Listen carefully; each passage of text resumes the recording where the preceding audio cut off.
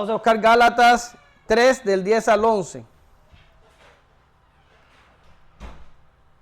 Y dice así: porque todos los que dependen de las obras de la ley están bajo maldición, pues escrito está: maldito todo aquel que no permaneciere en todas las cosas escritas en el libro de la ley para hacerla. Y que por la ley ninguno se justifica para con Dios es evidente, porque el justo por la fe vivirá. Te damos gracias, Señor, en esta mañana. Te pedimos que tú bendigas tu palabra y que tú bendigas tu pueblo. Ayúdanos, Señor, a no solo oír, sino a practicar. Ayúdanos a repasar en la casa. Ayúdanos a vivir en tu palabra, Señor. Porque sin palabra nos desnutrimos y morimos, espiritualmente hablando. En el nombre de Jesús, amén. Gracias, Señor. Bien, en la clase pasada, o en el domingo pasado, vimos a Jesús perdonar pecados. Algo que según el argumento de sus detractores está estrictamente reservado para Dios.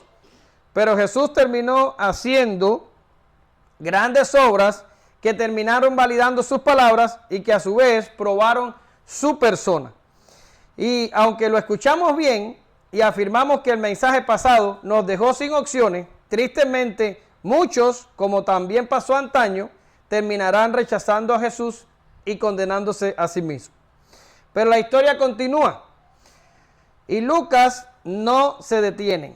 Hoy vamos a hablar del controversial llamamiento de Leví, un publicano, un recaudador de impuestos, un odiado de la sociedad y alguien que para muchos no tenía ninguna posibilidad. Hoy, si se dieron cuenta, en el devocional estuvimos cantando cosas sobre el llamado y sobre la invitación de Jesús a seguirle. Sin embargo, hoy aprenderemos cómo reaccionó Jesús a sus examinadores y aprenderemos que Dios es quien escoge y quien salva. Nuestro trabajo es predicar. Ir más allá hace que desperdiciemos el vino y el odre. Y después nos vamos a dar cuenta por qué estoy diciendo esto del vino. ¿Ya? Jesús llama a Leví, versos del 27 al 28. Leví le hace un banquete a Jesús, versos del 29 al 32. La pregunta sobre el ayuno, del 33 al 35. Y parábolas sobre lo nuevo y lo viejo, del 36 al 39. Ahora, vamos a entrar en calor. Por favor, Abraham, ayúdame a leer lo que está en la pizarra. Después de estas cosas, salió y vio un publicano llamado Leví, sentado al banco de los tributos públicos, y le dijo: sígueme. Y dejándolo todo, se levantó y le siguió. Excelente, gracias. Impactante. Jesús sale y va caminando y se encuentra un publicano. Ahora, la pregunta es, ¿qué es un publicano? Bueno, un publicano era un cobrador de impuestos. Era una persona despreciada por el pueblo judío. Ahora, estas personas no eran, ¿cómo decir? No tenían un estatus bajo, no eran pobres. Eran personas de o medianos recursos o personas ricas. Eran personas que tenían un buen estatus en la sociedad desde el punto de vista del nivel en el que estaban. Sin embargo, el pueblo judío los odiaba. Los odiaba. Ahora, ¿por qué los odiaba? ¿Cuál era el problema de los judíos con los publicanos o con los cobradores de impuestos? ¿Cuál era el problema? Pues yo le pongo ahí en la pizarra 3. Lo primero es su relación con los gentiles. ¿Por qué? Porque al ser cobrador de impuestos tenían que obligatoriamente relacionarse con personas del gobierno de Roma. Estaban relacionados con los gobernadores, estaban relacionados con los funcionarios del gobierno, con los soldados romanos y con todo lo que significaba autoridad romana en las ciudades. Esta gente tenía que relacionarse. ¿Por qué razón? Porque donde hay dinero, Roma protegía su dinero y protegía la recaudación. Y esto era una cosa que era inevitable. Ellos iban a tener contacto con gentiles. Y ya sabemos que los judíos no se relacionaban con los gentiles. Hemos estado viendo esto en otras secciones. Ellos trataban de no entrar a casa de gentiles, no relacionarse con ellos. Ellos lo consideraban impuros, ¿ya? Y trataban de evitar el contacto. Sin embargo, los cobradores de impuestos no podían hacer esto, tenían que mantenerse en contacto. Y al estar en contacto con este tipo de personas, los judíos reconocían la impureza de los gentiles en los publicanos y en los que recaudaban impuestos. Lo segundo era su asociación con Roma. Era detestable para los judíos que su propia gente o alguien de su propia gente bajara a la cerviz y se subyugara a Roma. Ahora, el Estado romano era quien dominaba sobre todas las naciones de todos los territorios que conquistó, y Palestina no era la excepción. Pero en Palestina, posiblemente por el anhelo de la venida del Mesías, el anhelo de recobrar el reino davídico perdido, el anhelo por recobrar todo lo que ya habían perdido antes, que por cierto lo perdieron por su desobediencia y por su dureza de corazón, ese anhelo les hacía difícil someterse a una nación extranjera. ¿Ya? Esto, si usted lo quiere ver bien, usted puede analizar en el periodo de silencio entre el Antiguo Testamento y el Nuevo, la Revolución Macabea, y usted se puede dar cuenta que los judíos son personas que son difíciles de subyugar, no se someten con facilidad, sobre todo cuando les tocan su religión y su vida como la tienen ellos. ¿Ya? Ahora, esta sumisión de algunos cobradores de impuestos a Roma era algo detestable para el resto del pueblo, porque decían, ¿cómo? Si lo que tenemos que hacer es juntarnos todos y pelear contra Roma y quitar el yugo, ¿cómo puede ser que estos digan, ok, sí, está bien, yo soy el que va a recoger los impuestos? Y entonces ellos terminaban sirviendo de intermediarios del yugo, de la ocupación, de la explotación que Roma imponía sobre sus conquistados. ¿Ya está?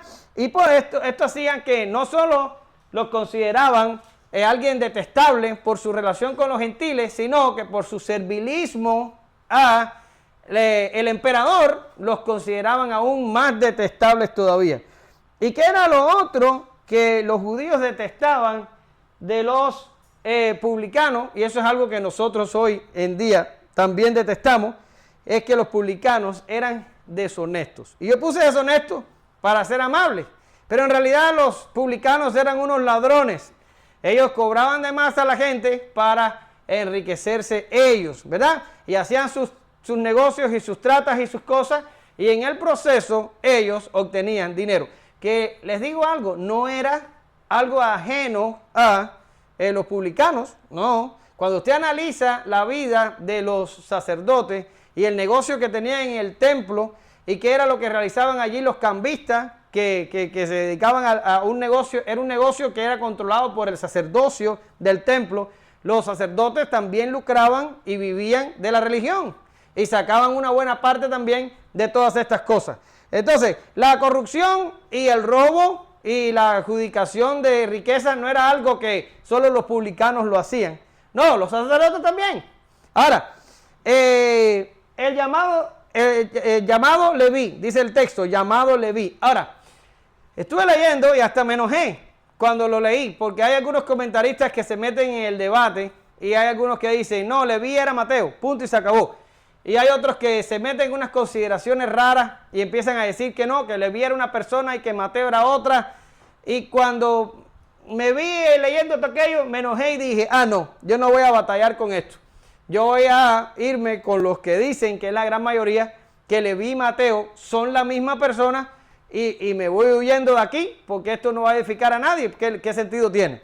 Ahora, el argumento de los que dicen que Leví y Mateo es la misma persona, necesitan establecer que en algunos casos las personas en el Israel que estamos hablando ahora tenían dos nombres.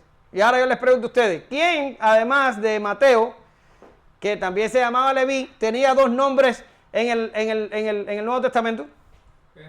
Pedro, que se llamaba Simón. ¿Cuál otro? Pablo, que se llamaba Saulo. Y como ustedes se dan cuenta, hay casos en los que las personas tenían dos nombres. Y no es difícil para nosotros suponer que es posible que Mateo, en este caso, haya tenido dos nombres, el Leví y Mateo. Ahora, por eso lo vamos a decir así, nos vamos con el grupo que dice, son la misma persona, nos vamos con el grupo que dice, no era inusual encontrar personas en el Israel de los tiempos de Jesús que usaron dos nombres. Un tiempo de su vida lo usaron. En el caso de Pablo tenía un nombre hebreo y un nombre romano. Era algo totalmente normal. Ahora, Jesús va pasando, lo ve sentado y le dice, sígueme. Y Mateo Leví salió ¡rum! Y siguió a Jesús. Ahora, si usted nota todo lo que hemos estado leyendo y todo lo que hemos estado viendo, todavía Jesús no ha nombrado apóstoles. Él lo que está haciendo es llamando seguidores. A los pescadores les dio, fue un poquito más explicativo, para decirlo de alguna manera, porque le dijo, ven que te voy a hacer que desde ahora ya no vas a pescar más peces, ahora te voy a hacer pescador de hombres. Y entonces se los llevó y ellos dijeron, bueno, pues vamos a pescar hombres, ¿de qué se tratará? ¿De qué va a ser esto? Pero en el caso de Leví, el Señor simple agarra y le dice, sígueme, y más nada. Algunos coinciden, y yo estoy de acuerdo con la idea, y es que la invitación de Jesús ahora, la que le está haciendo a Mateo, es una invitación a simple seguirle, a simple creer a Jesús. Es una invitación al arrepentimiento, es una invitación al perdón de pecados, es una invitación a tomar la cruz de Cristo y seguirlo a Él. Esa es la invitación que el Señor le está haciendo aquí a Leví. Y es impresionante que Leví salió y se fue atrás del Señor. Es muy impresionante. A ver. O sea, ¿tú crees que de alguna manera ellos ya se conocían? ¿O sí? ¿O ya había escuchado? ¿O ya había escuchado de él? En mi opinión, tiene que haber tenido una opinión previa. De lo contrario, no sé cómo pudo haber funcionado esto. Ya Jesús había estado activo en el ministerio por más de un año. Ya había hecho cosas. Hemos leído en los textos anteriores que su fama se extendía. Incluso en la vez pasada estuvimos viendo que ya habían venido gente de Jerusalén y habían venido gente de otras regiones a Galilea a escucharlo. Incluso fariseos estaban reunidos allí en la casa donde fue sanado el paralítico y vinieron a escuchar a Jesús. Es probable que Mateo estuviera relacionado con cierta información. Definitivamente, yo creo que tiene que ser así. Estaba ahí en su conflicto, que yo creo que Mateo, si hubiera tenido una afinidad por Jesús, el pensamiento hubiera sido siempre al final, y hubiera dicho, no sé para qué pienso estas cosas, Jesús nunca se fijará en mí. Porque estamos hablando de una persona rechazada. Y una persona rechazada sabe que es rechazada. Y cuando una persona sabe que es rechazada, se aísla más. Como quien dice, ¿para qué me voy a acercar a Diana si Diana me va a decir, échate para allá? Pues mejor ni me acerco, no hago ni el intento. Y aunque a lo mejor a Mateo le llamaba la atención Jesús, y a lo mejor tenía una intención de quizás seguirle, él decía, no hombre, si me acerco me van a decir, hey, ¿qué estás inventando? Si tú eres un publicano, dale para allá, dale para allá. Era lo que hacían todos. Y yo creo que cuando Jesús le dijo, sígueme, debe haber sido algo así como, ¿conmigo? ¿Conmigo? Sí, contigo. ¿Tú eres ven. Y se quedó así como que dice, oh my God. Creo que fue algo así. Pero definitivamente tenía que conocer al Señor. Mira, la salvación funciona lo mismo para ellos que para nosotros, que para la gente del Antiguo Testamento, funciona igual. Y el llamamiento externo incluye palabra.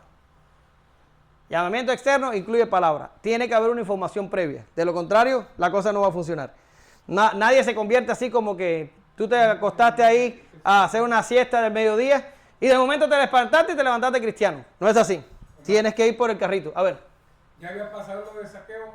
Todavía no.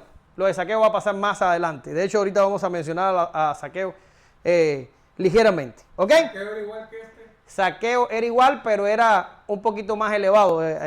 Tenía más responsabilidad, más cargo y parece que había robado un poquito más también.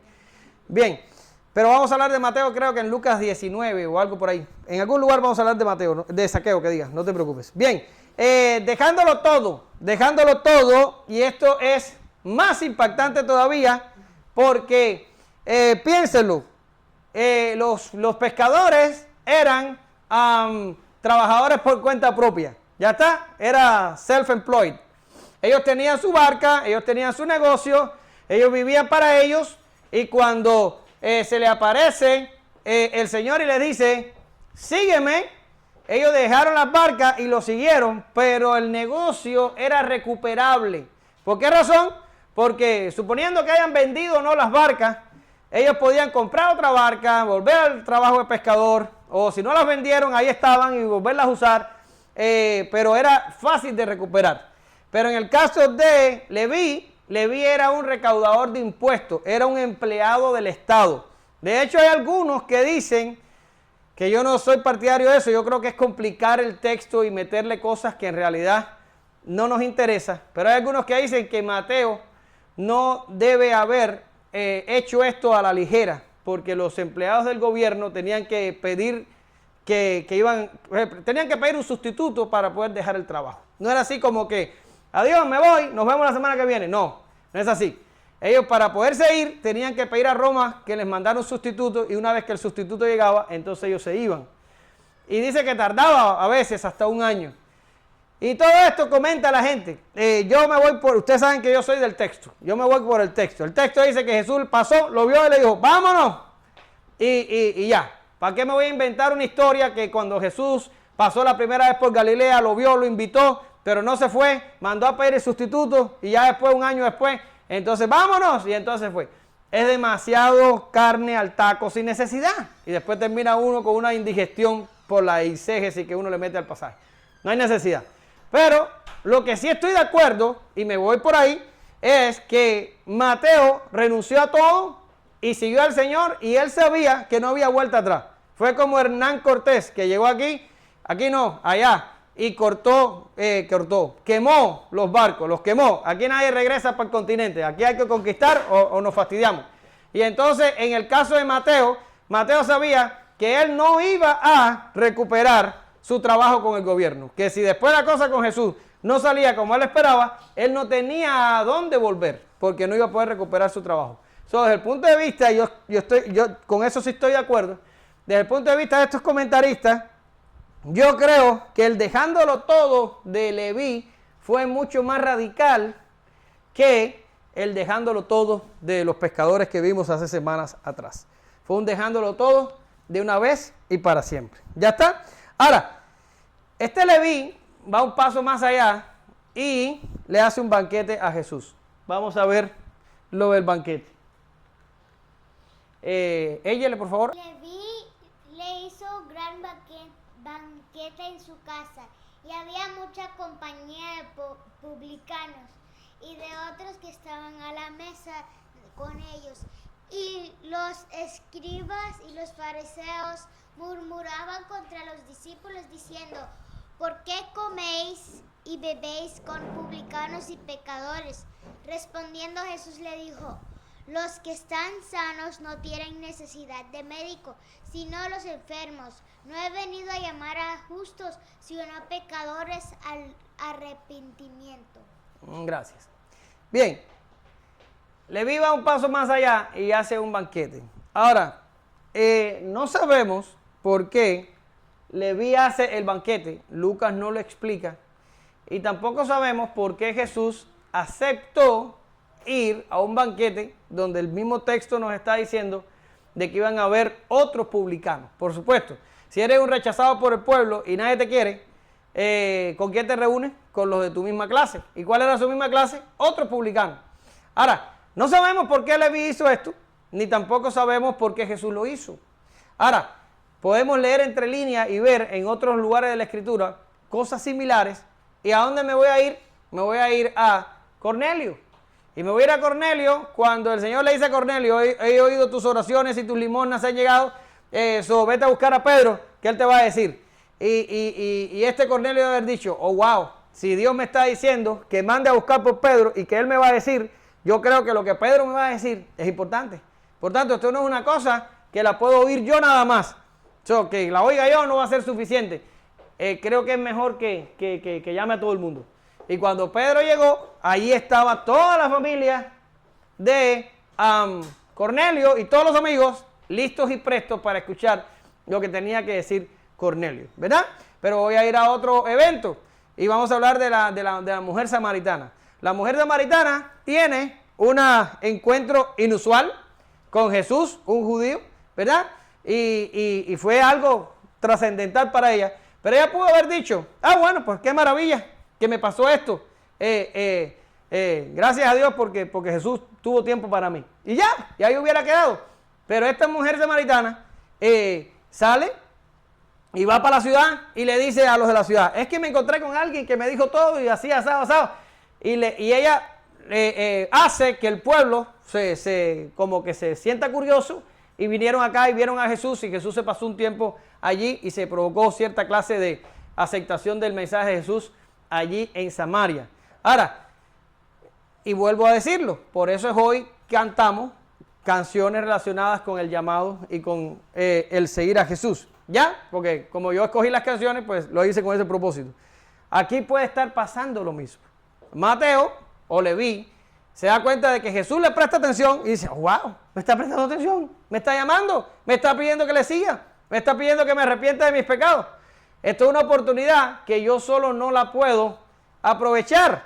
Debo traer a otros para que lo escuchen también. ¿Y qué es lo que se le ocurre? Pues voy a hacer un banquete y voy a invitar a todos los que recaudo impuestos que conozco para que vengan, para que de la misma manera que Jesús cambia mi vida, cambie la de ellos y ellos puedan escuchar. Porque sabemos que antes ninguno se ha preocupado por nosotros, sabemos que después posiblemente nadie se va a preocupar por nosotros. Esta es nuestra oportunidad de escuchar y por eso hace el banquete. Y por último les voy a decir algo del Antiguo Testamento, a ver si se acuerdan de esto que pasó. Pero ustedes se deben acordar de Eliseo y el sitio de Samaria, cuando Eliseo dijo, mañana los precios aquí de comida van a estar muy bajos y va a haber abundancia de todo. Y le dijo un príncipe de la ciudad, si Jehová abre las ventanas de los cielos, esto va a suceder. Pero ustedes saben que habían 4 leprosos a la puerta de la ciudad y que Dios había hecho ciertas cosas y que el campamento de los sirios se había desaparecido. Y cuando ellos llegaron al campamento no había soldados, lo que habían dejado todo. Ahí estaba la comida, ahí estaba el dinero, ahí estaba todo. Dice que empezaron a comer y empezaron a guardar. Y de momento dicen una frase importantísima. Y ellos dicen, no estamos haciendo bien. Hoy es día de buena nueva y nosotros callamos. Si esperamos hasta el amanecer, nos alcanzará nuestra maldad. Y fueron a la ciudad y dieron noticias de que el campamento estaba vacío y fueron para allá y lo saquearon. Lo debes compartir. ¿Ya? Eso es lo que cantamos. Lo debes compartir. Y eso fue lo que hizo Mateo. Mateo hubiera podido seguir a Jesús y olvidarse de los demás publicanos. Pero hizo un banquete. ¿Para qué lo hizo? Para dar la posibilidad a que Jesús interactuara con los demás publicanos. Lo debes compartir. Este Leví era impresionante. Ahora, eso lo leemos así, como les estoy diciendo, pero la Escritura realmente no dice, Leví hizo un banquete para darle la posibilidad a sus amigos de escuchar a Jesús. No dice eso, simple dice que hizo el banquete. Ya está. Ahora, ya se lo dije, había una serie de cantidad de publicanos con Mateo o con Leví, allí con Jesús y con los discípulos, y había una buena cantidad de ellos comiendo con Jesús. ¿Ya? ¿Y qué empezaron a hacer los fariseos? ¿Qué empezaron a hacer? Empezaron a murmurar y a criticar. Pero no fueron con Jesús, fueron con los discípulos. Y le dijeron, ustedes todos son unos comedores. Y están comiendo y bebiendo con publicanos. ¿Pero qué onda con ustedes? Y se lo dicen entonces a los discípulos. Ahora, vamos a poner un parecito aquí, un momentico. Y vamos a darle un poquito de alivio a los fariseos. Vamos a ayudarlo un poco, porque yo quiero que ustedes entiendan que estos hombres estaban viendo algo que verdaderamente ellos no podían concebir. Ahora, no sé si ustedes, por curiosidad aunque sea, han revisado quiénes eran los fariseos y qué era lo que representaban. Pero sinceramente hablando, estos fariseos no eran tan malos y desagradables como a veces los predicadores le damos a entender. ¿Verdad? Los fariseos eran un grupo entre los judíos muy parecido a los famosos esenios. ¿Han oído hablar ustedes de los esenios que se trancaron por ahí en unas cuevas y allá se quedaron y se aislaron porque ya no aguantaban más la rebeldía del pueblo? Ahora, los fariseos hicieron un movimiento similar. Y paralelo a los esenios y a otros grupos, también en este tiempo surgieron los celotes y otros más.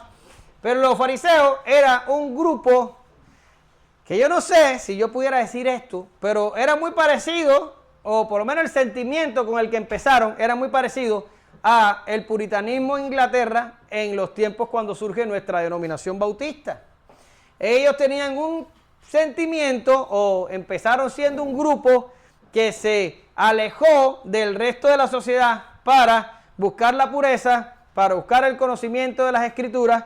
Eran gente muy religiosa, eran gente que diezmaban, eran gente que se tomaban la religión en serio, eran gente que dijeron, no queremos saber más de la sociedad, vamos a tratar de purificar esto porque esto está que no hay quien lo soporte. Estos eran los fariseos que empezaron el movimiento. ¿Qué es lo que pasa? Que todo empieza bien y por alguna causa de nuestro pecado y depravación, las cosas se van poniendo mal con el tiempo.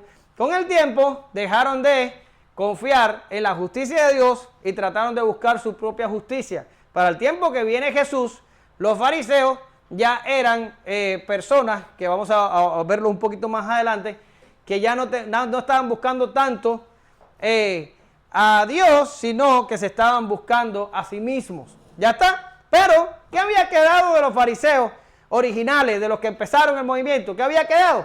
Que ellos trataban de mantenerse puros. Ellos trataban de mantenerse como diciendo, nosotros aquí estamos tratando al menos de hacer la religión. Y aquellos que están allá ya se han olvidado de toda religión. ¿Lo ven? Y de momento, estos fariseos, buenos o malos o regulares, ven a un rabí que ha hecho cosas impactantes en el último año, reunirse con lo más despreciable y abominable de la sociedad judía de su tiempo, y era con los publicanos. ¿Quién en su sano juicio iba a reunirse con este tipo de personas? Absolutamente nadie. Para ellos era algo que daba ganas de vomitar. Ellos deben haberse pasmado, ellos deben haberse vuelto locos cuando vieron a Jesús comiendo con publicanos y pecadores. Pero espérame, ¿cuál es el precedente de Jesús? ¿Cuál es el precedente? ¿O el antecedente? ¿O quién es el que viene antes de Jesús? ¿Quién viene? Juan. Y Juan también era apartado, estaba en lugares desiertos, no se reunía en las ciudades, no comía lo que comían la gente normales, no vestían lo que vestían la gente normales. ¿Ya? Y ellos vieron a Juan Bautista y lo vieron como un ermitaño. Y después viene Jesús y se mete en una mesa a comer con publicanos. Ellos deben haber estado impactados, deben haber tenido un enojo increíble por esta situación. ¿No le entendían? ¿Ya está? Ahora, el evento pasado de la curación del paralítico y el perdón de sus pecados levantó rencillas entre los fariseos y Jesús. El evento de hoy, como les acabo de explicar, está levantando muchas rencillas entre Jesús y los fariseos. Pero más adelante vamos a hablar de dos eventos más que va a traer muchas más rencillas. Después de estos 4 eventos que vamos a estar viendo, la condición entre Jesús y los fariseos queda rota para siempre. Y ya los fariseos quedan declaradamente como los enemigos de Jesús. ¿Ya? Ahora, la respuesta magistral de Jesús es impresionante. Porque Jesús le dice, cuando parece que, no sé si ellos hablan y Jesús lo oye, o ya Jesús sabía que lo iban a decir. Usted sabe que con Jesús nunca se sabe. Y Jesús se vira y le dice, los sanos no tienen necesidad de médico. Yo no he venido a llamar a justos, sino a pecadores. Es impactante que el Señor haya dicho esto. Es impactante.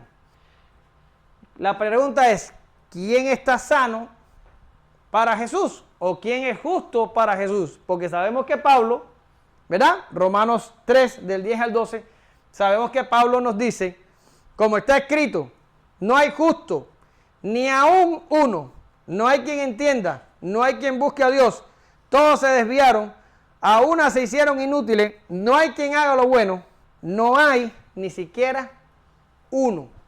Tenemos a Pablo diciendo, no hay justo, tenemos a Pablo diciendo, todos hemos pecado, tenemos a Pablo diciendo, no hay ni siquiera uno, pero tenemos aquí diciendo a Jesús, yo no he venido a buscar justos, he venido a buscar pecadores. Los sanos no tienen necesidad de médico. Ahora, la pregunta es, ¿quiénes son los sanos?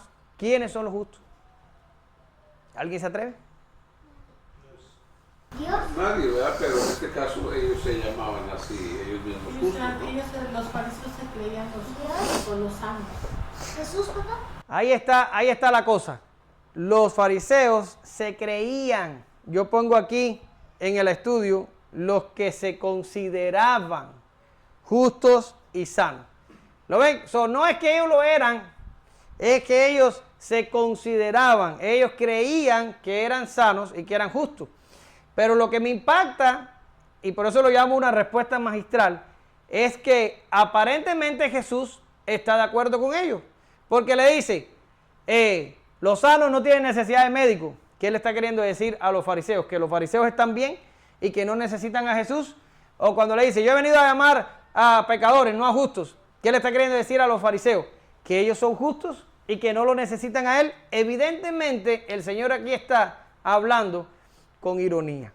¿Ok? Está siendo irónico. Aunque a usted le choque, está siendo irónico. Porque el Señor está yendo con los pensamientos de ellos, aunque Él sabe que los pensamientos de ellos están equivocados. Y el Señor les está diciendo, ustedes se consideran justos, pues ustedes no me necesitan. Ustedes se consideran sanos, pues ¿para qué van a ir al médico? Déjenme yo tratar a los que no están en la condición de ustedes. Pero ¿qué está destapando el Señor aquí? ¿Qué está revelando? ¿Qué está indicando con respecto a la condición de los fariseos? Porque escucha esto que te digo. Ellos no se consideraban justos como que siempre habían sido justos. No, esto es un disparate. Nadie se considera así. Todo el mundo sabe que es pecador.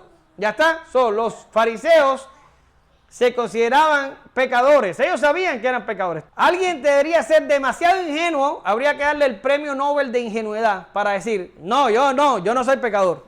O hay que darle el récord Guinness de mentiroso al que diga, yo no cometo pecado. Generalmente los hombres sabemos que somos pecadores.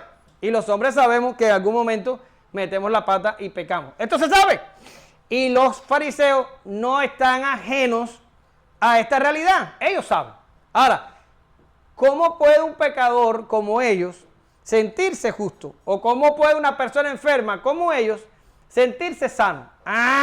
Porque ahorita les dije que ellos se alejaron, ellos empezaron un movimiento, ellos buscaron pureza, ellos buscaron escritura, ellos buscaron religión, y la cosa empezó bien al principio, empezó bien, y por un tiempo funcionó. Pero ¿dónde se tuerce? Se torció cuando ellos dejaron de confiar en la justicia de Dios y empezaron a confiar en su propia justicia. Cuando ellos dijeron, ¿sabes qué? Pues ya somos buenos. ¿Sabes qué? Pues ya somos justos. ¿Sabes qué? Acabamos de alcanzar el cielo por nosotros mismos. Mira la sociedad cómo está. Mira cómo está la gente alejada de Dios. No quiere saber a Dios. Por lo menos nosotros buscamos la pureza. Por lo menos nosotros diezmamos. Por lo menos nosotros practicamos la religión. Por tanto, Dios nos salvará. ¿Estás levantando la mano o te estás rascando? No, de hecho había un dicho que decían que si dos personas se irían al cielo sería un fariseo y un escriba. ¿Te das cuenta? Entonces ellos dejaron de confiar en su propia justicia, en la justicia de Dios, y empezaron a confiar en su propia justicia. Y te voy a decir una cosa, no hay un pensamiento más peligroso que este.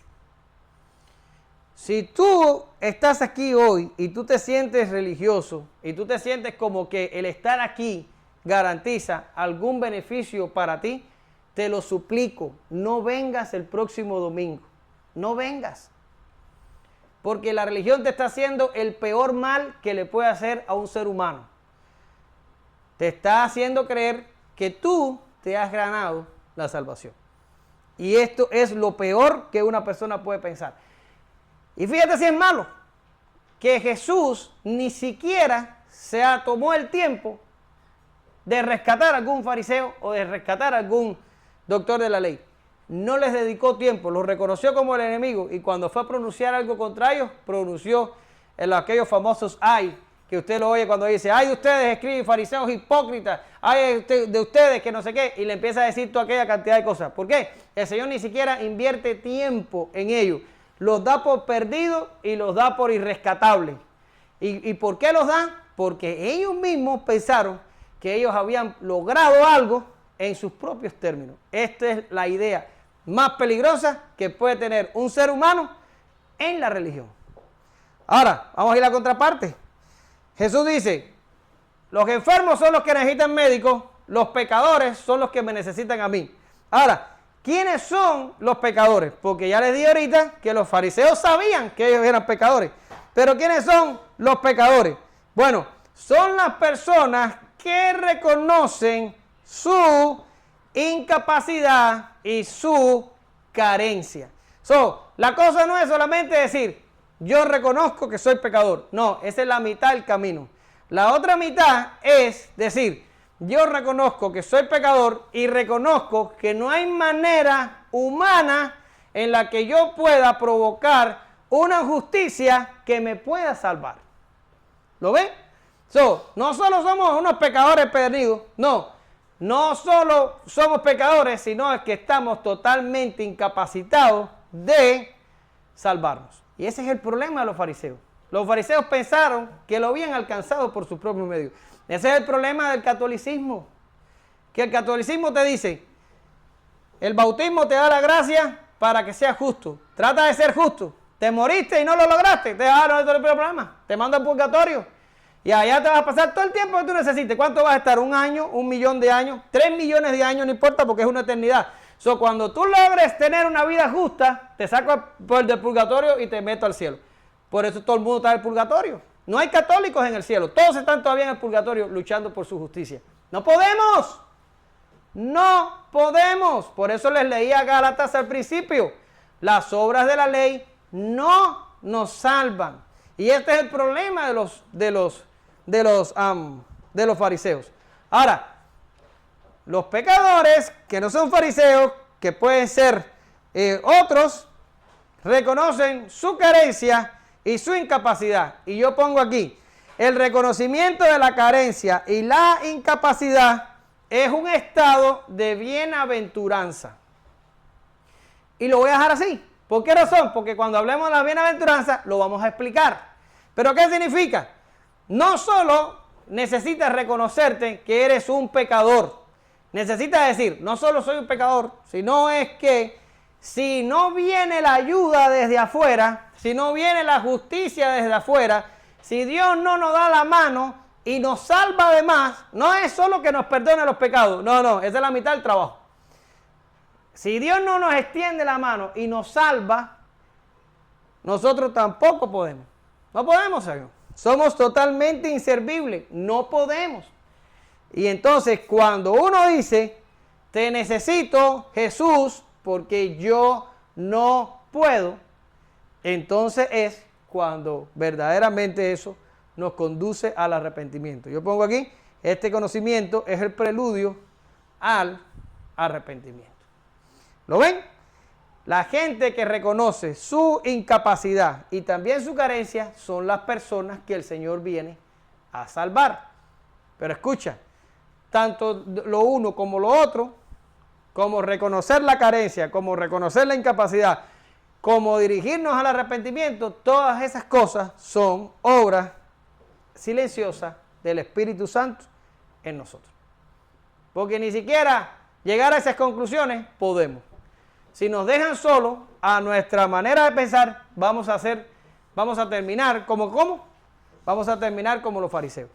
Porque nuestra mente torcida nos va a llevar y nos va a decir, sí, tú sí puedes, sí, piénsalo para que tú veas, tú no eres tan malo, tú puedes, tú eres inteligente, tú puedes lograrlo. No, es el Espíritu Santo el que nos convence de justicia, de pecado y de juicio. Es la obra del Espíritu Santo el que te da en la cabeza y te dice, date cuenta, no puedes. Y ahí es donde está la respuesta de Jesús. Es magistral. Ahora, vámonos. Alex, por favor. Entonces ellos le dijeron, ¿por qué los discípulos de Juan ayunan muchas veces y hacen oraciones? Y asimismo los de los fariseos, pero los tuyos comen y beben. Él les dijo, ¿podéis acaso hacer que los que están de bodas ayunen, entre tanto que el esposo está con ellos? Mas vendrán días cuando el esposo les será quitado, entonces en aquellos días ayunarán. Interesantísimo. Vienen y le dicen, los discípulos de Juan ayunaban, los discípulos de los fariseos ayunan, y en Israel la gente ayuna. Los discípulos tuyos son unos comedores y unos bebedores. ¿Qué onda con ustedes? ¿Qué tipo de religión practican? Esto nunca se ha visto. Y Jesús da un argumento muy interesante. Y Jesús le dice, si la fiesta de boda, la gente está con el novio, ¿necesitan ayunar? No. ¿Y qué es lo que significa esto? Bueno, significa que el ayuno es una actividad que señalaba a la constante espera del Mesías como respuesta definitiva para Israel. Quiere decir, Israel estaba esperando a su Mesías y por esta causa hacían ayuno. Miren lo que dice Lucas 2:37. Por favor, Martín. Y era viuda hacía 84 años y no se apartaba del templo, sirviendo de noche y de día con ayunos y oraciones. Perfecto. Ana servía con ayunos y oraciones en el templo. ¿Por qué? Porque Ana era uno de los que esperaba la consolación de Israel. O sea, esperar al Mesías era un anhelo ferviente de los judíos y porque el Mesías no solo traería la restauración del reino, sino que rompería todo el yugo y todo el peso que estaba sobre el pueblo. El pueblo ayunaba para esperar por el Mesías. Ahora, en cuanto a la ley de Moisés, solamente exigía que se ayunara una vez al año. Y se ayunaba una vez al año en el día de la expiación. Lee ahí. Es 16 y 29, ¿verdad? Del 29 al 31. Y esto tendréis por estatuto perpetuo. En el mes séptimo, a los 10 días del mes, afligiréis vuestras almas y ninguna obra haréis, ni en lo natural ni el extranjero que mora entre vosotros. Porque en este día se hará expiación por vosotros, y seréis limpios de todos vuestros pecados delante de Jehová. Día de reposo es para nosotros, y afligiréis vuestras almas, es estatuto perpetuo. Muy bien, gracias. ¿Qué está pasando aquí? La ley de Moisés solo exigía un día de ayuno, el día de la expiación. Por tanto, los demás ayunos, ¿qué eran? Los demás ayunos eran una práctica circunstancial y personal. La gente ayunaba porque quería. Ahora, ahorita vamos a hablar para que ustedes vean cómo todo termina pudriéndose si nosotros le metemos demasiado la mano. Y nos vamos a dar cuenta en qué se convirtió el ayuno en Israel. Pero por el momento, el ayuno era algo que se hacía para esperar al Mesías y se hacía el día de la expiación donde el pueblo era librado de sus pecados. Ahora, ¿qué está pasando aquí? Aquí tenemos al Mesías caminando por las calles de Israel. Por tanto, la espera terminó. La añoranza se cumplió y las promesas están sobre la mesa. Eso fue lo que hizo Jesús cuando leyó Isaías en Nazaret. Le dijo, el Espíritu del Señor está sobre mí porque me envió Jehová a hacer esto, a hacer aquello. Y después el Señor con una facilidad increíble le dice, hoy se ha cumplido esta escritura delante de vosotros. ¡Wow! El Señor mismo le está diciendo, yo soy el Mesías y la espera terminó. Estoy inaugurando el reino de Dios sobre la tierra. Lo estoy inaugurando. Por tanto, ¿vamos a ayunar? ¿Para qué? Si tienes al Mesías contigo. Sin embargo, el Señor dice que va a llegar el tiempo cuando el esposo va a ser quitado y entonces el ayuno regresará. Pero ¿qué está hablando aquí? ¿Por qué está complicado eso? Porque el Señor dice en algunos pasajes, y he aquí, yo estoy con vosotros hasta el fin del mundo. Quiere decir, el Señor Jesús, Él se fue, pero nos garantizó su presencia hasta el fin del mundo.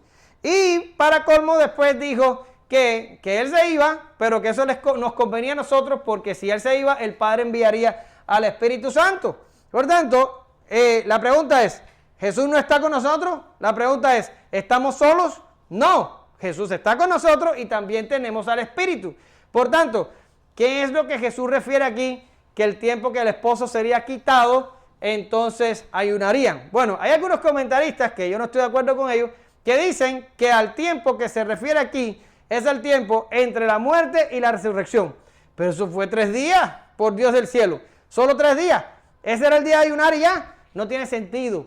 Ahora, después de la ascensión, está en el cielo. Posicionalmente, después de la ascensión, Jesús humano está en el cielo. No está aquí ni está allá. ¿Lo ven? Y esto es lo que yo interpreto aquí, y otros también, como la ausencia del esposo. El esposo ahora no lo tenemos. ¿Dónde está? En el cielo. Y Pablo dice que nosotros debemos anhelar y amar su regreso. ¿Tú eres el que lo tiene? En el futuro me estará reservada la corona de justicia que el Señor, el juez justo, me entregará en aquel día. Y no solo a mí, sino también a todos los que aman su venida. ¿Lo ven? A todos los que aman su venida. El creyente debe amar, anhelar, añorar la venida del Señor. Y no es que la debe añorar, la debe pedir, la debe desear con desesperación. Entonces el ayuno se puede convertir para nosotros en una herramienta para hacer estas cosas. ¿Ok? Ahora, la pregunta es, ¿debemos entonces, a la luz de lo dicho, debemos ayunar o no? Y la segunda pregunta sería, ¿cuál es el verdadero ayuno? Bien, pues yo les voy a pedir, por favor, que vayan a Isaías 58. Si tienen tiempo, pueden ir ahí. Después lo pueden leer completo, está impactante. Pero yo solamente les voy a decir lo que más o menos pude resumirles para no emplear demasiado tiempo en esto y que ustedes ya no se cansaran más de lo que están. Pero según Isaías 58, lo que no es el ayuno, él lo dice allí. Él regaña al pueblo y le dice al pueblo que el pueblo estaba ayunando mal. Él dice, ustedes están haciendo un ayuno incorrecto. Y vamos a ver si el ayuno incorrecto que Isaías 58 dice, no es lo mismo que usted ha oído toda la vida sobre el ayuno. Lo primero que el Señor dice que está mal es buscar vuestro propio gusto. ¿Qué significa vuestro propio gusto? Ay, tengo una enfermedad, voy a orar, voy a hacer un ayuno de 45 días, de 155 días, para que el Señor me sane la enfermedad. Eso es orar por tu propio gusto. Eso es querer hacer tu voluntad. Querer torcerle el brazo a Dios para que Dios se convierta en tu genio de la lámpara. Lo segundo que dice Dios, hacerlo para contiendas y debates. Y tú vas a decir, ¿qué significa eso? Ah, pues facilito, porque ya ustedes estudiaron Santiago en el pasado. Y dice Santiago que cuando nosotros pedimos, no recibimos. ¿Por qué? Porque pedimos mal para gastar en nuestras avaricias y en nuestras cosas. Es exactamente lo mismo aquí. Es ayunar para contiendas y debates. Ahora, mira lo que dice el 3, 4 y el 5. Dice, de día afligir el hombre su alma. ¿Qué significa? La gente se tiraba en ayunos, en silicio y se humillaban allí. Y dice el Señor, eso también está mal. Dice, que inclines tu cabeza como junco. Eso también está mal. Y dice, y que haga cama de silicio y de ceniza. Tratar de debilitar la carne para lograr cosas con Dios. Y el Señor le dice, no, nada de eso es el verdadero ayuno. No lo es. ¿Ok? No lo es. No me pidas que no te doy. No lo es. Después léalo. Isaías 58. El Señor emplea un lenguaje claro como nunca. Cualquiera que lea eso va a entender lo que yo acabo de decir aquí. Ahora, el Señor explica cuál es el verdadero ayuno. Y lo explica. Y dice, lo que sí es el verdadero ayuno. Desatar ligaduras de impiedad y soltar las cargas de opresión. Dejar libre a los quebrantados y que rompáis todo yugo. Que partas tu pan con el hambriento. A los pobres errantes albergues en tu casa. Que cuando veas al desnudo lo cubras y que no te escondas de tu hermano. ¿Qué significa que no te escondas? Por ejemplo, que me diga Martín, ven brother, ven mañana que vamos a ver si te resolvemos el problema. Y yo llegue y toque. Y Martín, cállate, para que no se entere que están aquí, que yo no lo puedo ayudar y que no sé qué. Eso es esconderte del hermano, es lo que dice ahí. Ahora, ¿Qué significa? Desatar las ligaduras de impiedad y soltar. Mira, todo eso lo que significa es la práctica de la piedad. Es muy parecido a lo que hemos estado hablando sobre la guerra espiritual. A veces nos enseñaron que ir a la guerra espiritual es ir contra el diablo y reprenderlo y atarlo y encadenarlo y taparle la boca con un tape y todas esas cosas. Nada de eso. Cuando tú vas a la Escritura, el Señor te dice, someteos ¿a quién? Someteos a Dios, resiste al diablo y Él va a huir de ti. Por tanto, cuando tú ves la armadura de Dios en Efesios, es una armadura que tiene que ver con tu piedad, con la práctica de la religión, con tener fe, con tener verdad, con tener dominio propio, con conocer la Escritura, con predicar el Evangelio. Son cosas normales de la piedad. Y Pablo te dice, esto es todo lo que tú necesitas para ganarle la pelea contra el diablo. Y aquí con el ayuno pasa exactamente lo mismo. ¿Qué le pasa al pueblo de Israel aquí en Isaías 58? Que era un pueblo impío, que era un pueblo degenerado, que era un pueblo que no se ocupaba del pobre, que no se ocupaba del desvalido, que no se ocupaba del hambriento, que eran una partida de egoístas y que todo el mundo estaba practicando la impiedad, eran opresivos, no le pagaban el salario a los trabajadores y lo que hacían era poner yugo sobre la gente, hacer de sus propios hermanos sus propios esclavos. ¿Lo ven? Y el Señor dice, tienen que desprenderse de todo eso y tienen que dejar de hacer todo lo malo que hacen y tienen que empezar a vivir una vida piadosa. Y cuando ustedes empiecen a quitar la ligadura de impiedad, cuando ustedes dejen de practicar la injusticia, cuando ustedes quiten la opresión que tienen sobre sus semejantes, cuando ustedes ayuden a los quebrantados, cuando ustedes le den pan al que no come, cuando ustedes alberguen a los que no tienen casa, cuando ustedes cubran al desnudo, entonces ese es el verdadero ayuno. ¿En serio? Yo pensaba que era dejar de comer. Y aquí todo lo que hablo aquí es de compartir. Lo debes compartir. Usted ve lo oscuro y lo perdido que hemos estado. Pero ahora, cuando hagamos esto, ¿qué va a pasar? Cuando lo hagamos, ¿qué va a pasar? Pues mira lo que dice. Entonces invocarás y te oirá Jehová. Clamarás y dirá él, heme aquí. Jehová te pastoreará siempre y en la sequía saciará tu alma y dará vigor a tus huesos el Señor, y como manantial de agua cuyas aguas nunca faltan. No te preocupes que ella no se va a apagar. Solo está diciendo que se le está acabando. Y como manantial de agua cuyas aguas nunca faltan. Quiere decir, ¿tú crees que Dios va a escuchar a una persona egoísta y creída en sus propias obras, que se aflija con falta de alimento para lograr deseos egoístas y para concentrarse a sí mismo? No. Ahora, tú quieres que Dios te escuche, empieza a practicar la justicia, empieza a vivir piadosamente. Y dice el Señor, entonces yo te voy a escuchar. Práctica de la piedad. Eso es todo. No hay que dejar de comer. Parábolas de lo nuevo y lo viejo, antes que se acabe la carga de la computadora. Diana, por favor. Les digo también una parábola. Nadie corta un pedazo de un vestido nuevo y lo pone en un vestido viejo, pues si lo hace, no solamente rompe el nuevo, sino que el remiendo sacado de él no armoniza con el viejo. Y nadie echa vino nuevo en odres viejos. De otra manera, el vino nuevo romperá los odres y se derramará, y los odres se perderán. Mas el vino nuevo en odres nuevos se ha de echar, y lo uno y lo otro se conservarán. Y ninguno que beba del añejo quiere luego el nuevo, porque dice, el añejo es mejor. Excelente, gracias. Las parábolas sobre lo nuevo y lo viejo. Ahora, yo tengo aquí estudiantes de las clases de hermenéutica. Lo primero que tienen que hacer es entender el contexto donde esto está transcurriendo. ¿Y qué es lo que está pasando aquí? Lo primero que está pasando es que el Mesías, Jesús, el Hijo de Dios, está presente. El Mesías está buscando a las ovejas perdidas de Israel, que no son el Israel nacional, sino es el Israel espiritual.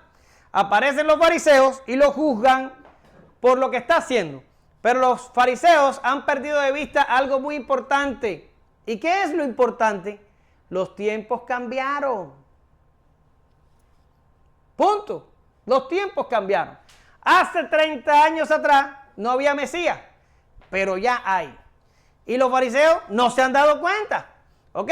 Hace 30 años atrás estaban esperando un Mesías, pero ya está el Mesías y los fariseos no se han dado cuenta. Ya se paró delante de ellos, ya le dijo que la escritura se cumplió delante de vosotros, ya ha hecho milagros, ya ha hecho cosas.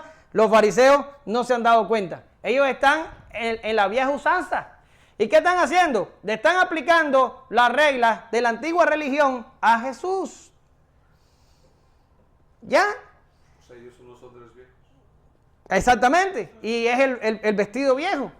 Ahora, ellos están cogiendo sus reglas de su religión pasada, porque hay gente que a veces discute conmigo y me dice, no, porque los judíos. Yo le digo, hey, cálmate. Los judíos y el judaísmo debieron terminar en Jerusalén en el año 70. Ahí debió acabar la religión. Ese es en el mal plan. Pero en el buen plan, el judaísmo, si hubiera sido más asertivo con Jesús, se hubiera dado una transición pacífica al cristianismo. Pero no, son perniciosos y se quedaron fastidiando hasta el día de hoy. Pero el judaísmo no tiene respuestas para el problema del hombre, como tampoco lo tiene el catolicismo, como tampoco lo tiene los musulmanes, como tampoco lo tiene el hinduismo y como tampoco lo tiene ninguna religión que base su soteriología en las obras de los hombres. ¿Lo ven? Solo el cristianismo da salvación gratuita, o por lo menos el cristianismo verdadero. Solo el cristianismo dice, cálmate, solamente tienes que creer, Jesús lo hizo absolutamente todo, tú no tienes que hacer nada, es pura gracia. Pero la única religión que hace esto es el cristianismo. Por tanto, el judaísmo es odre viejo, hasta el momento en el que Jesús está hablando con los fariseos. Y Jesús le está diciendo a los fariseos, hey, date cuenta, cambia el canal, la cosa cambió, el Mesías está aquí, cálmate, no me puedes aplicar a mí la regla vieja, porque cuando tú pones lo nuevo en lo viejo, rompes lo nuevo y rompes lo viejo, porque lo nuevo se encoge, ¿verdad, mujeres? Y tira de lo viejo y lo rompe más. O en el caso de los odres eran unos recipientes de cuero de animales, y no se podía poner el vino nuevo en el odre viejo, porque el odre viejo, como estaba ya, estaba duro. Ya el cuero se había endurecido por el tiempo, y cuando metías el vino nuevo, que estaba en pleno proceso de fermentación, ¡pum!, rompía el odre, se perdía el odre y se perdía el vino. El vino nuevo se ponía en odres nuevos. ¿Por qué razón? Porque el odre nuevo, la piel todavía no se había puesto dura, y si había fermentación se estiraba y aguantaba, y no se rompía y no se derramaba. Ahora, ¿cuál es la interpretación de las dos parábolas? Porque son una y la misma. El Señor les está explicando ahí lo mismo.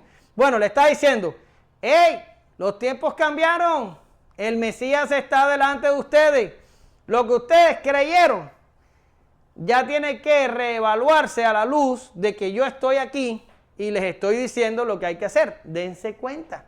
¿Qué es lo que dice el judaísmo? El judaísmo dice que tú tienes que guardar la ley de Moisés, que tú tienes que ofrecer todo el sistema de sacrificio, que tú tienes que hacer, que tú tienes que hacer, que tú tienes que hacer.